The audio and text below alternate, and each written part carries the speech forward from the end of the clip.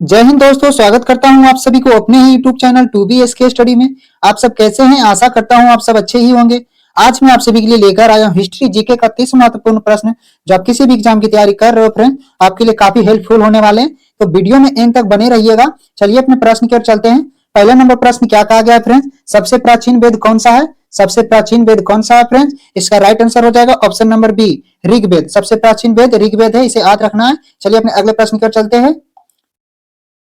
अगला नंबर प्रश्न क्या कहा गया है? कौन सा वेद असंता गद रूप में भी रचित है? कौन सा वेद असंता गद रूप में भी रचित है फ्रेंड्स? इसका राइट आंसर हो जाएगा ऑप्शन नंबर डी, अजुर्वेद। इसे याद रखना है। चलिए अपने अगले प्रश्न की ओर चलते हैं। अगला नंबर प्रश्न क्या कहा गया है? निम्नलिखित में से कौन सी स्मृति प्राचीनता में, निम्नलिखित में से कौन सी स्मृति प्राचीनता में फ्रेंड्स? इसका राइट आंसर हो जाएगा ऑप्शन नंबर बी, मनु स्मृति। चलिए अपने अगले प्रश्न की ओर चलते हैं। अगला प्रश्न क्या कहा गया है? यादि काव्य की संज्ञा किसे दी जाती है? यादि काव्य की संज्ञा किसे दी जाती है फ्रेंड्स? इसका राइट आंसर हो जाएगा ऑप्शन नंबर सी, रामायण को दी जाती है। यादि काव्य की संज्ञा रामायण को दी जाती है। चलिए अपने अगले प्रश्न की ओर चलते हैं। अगला नंबर प्रश्न क्या कहा गया है? गायत्री मंत्र की रचना किसने की थी? गायत्री मंत्र की रचना किसने की थी फ्रेंड्स? इसका राइट आंसर हो जाएगा ऑप्शन नंबर बी, विश्वामित्र ने की थी। इसे याद रखना है। चलिए अपने अगले प्रश्न की ओर चलते हैं। अगला नंबर प्रश्न क्या कहा गया है? हड़प्पावासी किस वस्तु के उत्पादन में सर्वप्रथम थे? हड़प्पावासी किस वस्तु के उत्पादन में सर्वप्रथम थे फ्रेंड्स? इसका राइट आंसर हो जाएगा ऑप्शन नंबर ए, कपास के। सबसे पहले कपास प्रथम थे। चलिए अपने अगले प्रश्न की ओर चलते हैं। अगला नंबर प्रश्न क्या कहा गया है? सिंधु सभ्यता का कौन सा स्थान भारत में स्थित है? सिंधु सभ्यता का कौन सा स्थान जो है भारत में अभी स्थित है फ्रेंड्स? इसका राइट आंसर हो जाएगा option number A, Lothal. Lothal अभी भी भारत में स्थित है सिंधु सभ्यता का। चलिए अपने अगले प्रश्न की ओर चलते हैं। अगला नंबर प्रश्न क्या कहा गया है? पाली ग्रंथों में गांव के मुखिया को क्या कहा जाता है?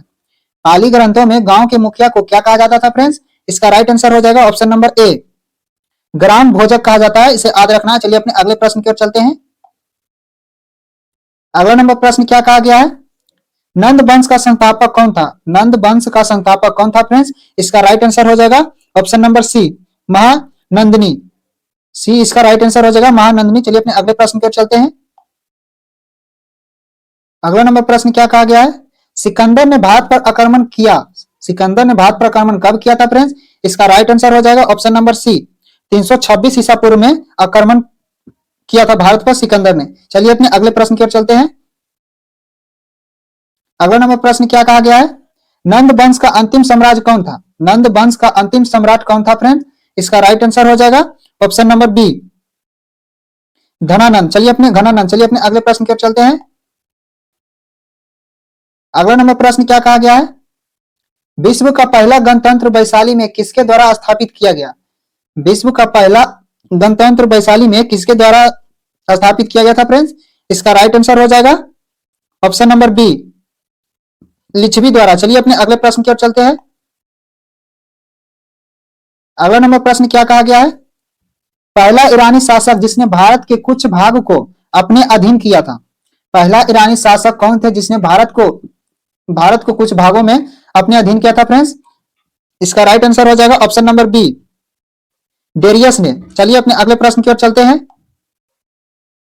अगला नंबर प्रश्न क्या कहा गया है?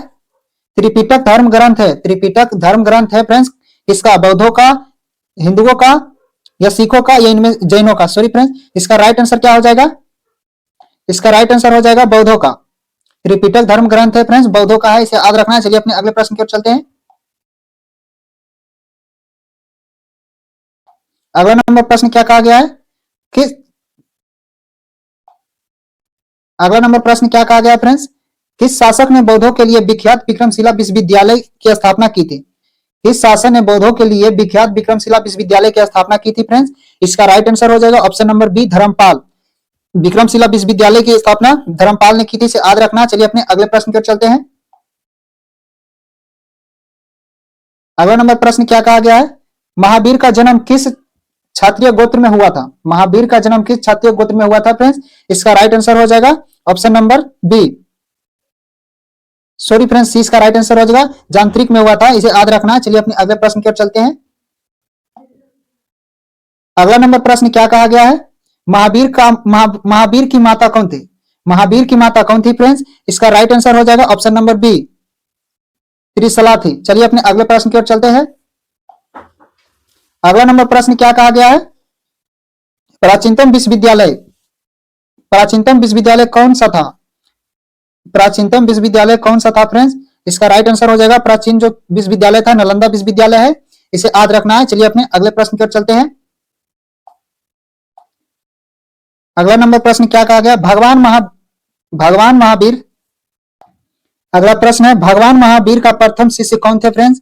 भगवान महावीर का प्रथम शिष्य कौन थे? इसका राइट आंसर हो जाएगा option number A, Jamali. Jamali जो भगवान महावीर का प्रथम शिष्य थे, इसे याद रखना है। चलिए अपने अगले प्रश्न की ओर चलते हैं। अगला नंबर प्रश्न क्या कहा गया है? आजीवक संप्रदाय के संस्थापक कौन थे? आजीवक संप्रदाय के संस्थापक कौन थे फ्रेंड्स? इसका राइट आंसर क्या हो जाएगा? ऑप्शन नंबर बी इसका राइट आंसर हो जाएगा, मखली गोसाल। चलिए अपने अगले प्रश्न की ओर चलते हैं। अगला नंबर प्रश्न क्या कहा गया है? तैमूर लंग ने किस वर्ष में भारत पर आक्रमण किया था? तैमूर लंग ने किस वर्ष भारत पर आक्रमण किया था फ्रेंड्स? इसका राइट आंसर हो जाएगा ऑप्शन नंबर सी, 1398 ईस्वी में तैमूर लंग ने भारत पर पहली बार आक्रमण किया था। चलिए अपने अगले प्रश्न की ओर चलते हैं। अगला नंबर प्रश्न क्या कहा गया है? लोधी वंश का संस्थापक कौन था? लोधी वंश का संस्थापक कौन था फ्रेंड्स? इसका राइट आंसर हो जाएगा option number A, Bahlol Lodhi. Lodhi वंश का संस्थापक बहलोल लोधी था, इसे याद रखना। चलिए अपने अगले प्रश्न की ओर चलते हैं। अगला नंबर प्रश्न क्या कहा गया है? महमूद गजनबी किस वंश का था? महमूद गजनबी जो था किस वंश का था फ्रेंड्स? इसका राइट आंसर क्या हो जाएगा? इसका right answer option number A हो जाएगा, यामिनी वंश के। महमूद गजनबी किस वंश के था? यामिनी वंश के था, इसे याद रखना है। चलिए अपने अगले प्रश्न पर चलते हैं। अगला नंबर प्रश्न क्या कहा गया है? शून्य की खोज किसने की? शून्य की खोज किसने की? तो सभी को पता होगा फ्रेंड्स, आर्यभट्ट ने किया था। शून्य की खोज आर्यभट्ट ने किया था। चलिए अपने अगले प्रश्न की ओर चलते हैं। ऑप्शन नंबर 20 का राइट आंसर हो जाएगा।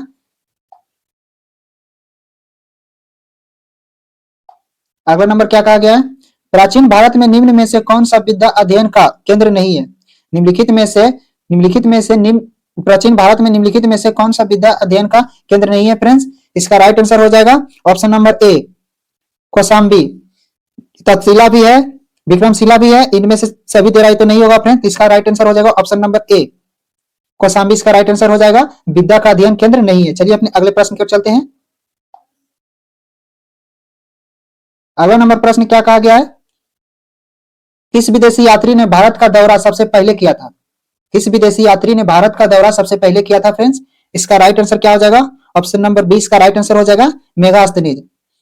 मेगास्थनीज ने भारत का सबसे पहला यात्री था। चलिए अपने अगले प्रश्न की ओर चलते हैं। अगला नंबर प्रश्न क्या कहा गया है? किस व्यक्ति को द्वितीय अशोक कहा जाता है? किस व्यक्ति को द्वितीय अशोक कहा जाता है फ्रेंड्स? इसका राइट आंसर क्या हो जाएगा? इसका राइट आंसर हो जाएगा option number A, Harshvardhan. Harshvardhan को द्वितीय अशोक कहा जाता है। चलिए अपने अगले प्रश्न की ओर चलते हैं। अगला नंबर प्रश्न क्या कहा गया है? अगला नंबर प्रश्न है, हर्षवर्धन अपनी धार्मिक सभा कहां किया था? हर्षवर्धन अपनी धार्मिक सभा कहां किया था फ्रेंड्स? इसका राइट आंसर हो जाएगा ऑप्शन नंबर ए, प्रयाग में। हर्षवर्धन अपनी धार्मिक सभा कहां किया था? तो प्रयाग में किया था। ऑप्शन नंबर ए इसका राइट आंसर हो जाएगा। चलिए अपने अगले प्रश्न की ओर चलते हैं। अगला नंबर प्रश्न क्या कहा गया है?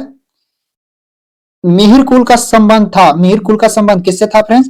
इसका राइट आंसर हो जाएगा ऑप्शन नंबर ए, हुन से।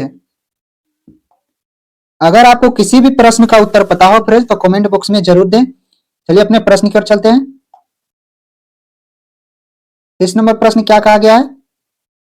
बाणभट्ट किस साम्राज्य के राज दरबारी कवि थे? बाणभट्ट किस साम्राज्य के राज दरबार कवि थे फ्रेंड्स?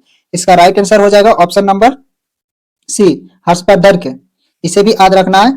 आज का वीडियो यहीं तक रहने देते हैं फ्रेंड्स। अगर आपको हमारा वीडियो अच्छा लगा हो तो वीडियो को लाइक और चैनल को सब्सक्राइब कर दे, ताकि ऐसे वीडियो का नोटिफिकेशन सबसे पहले आपको मिले।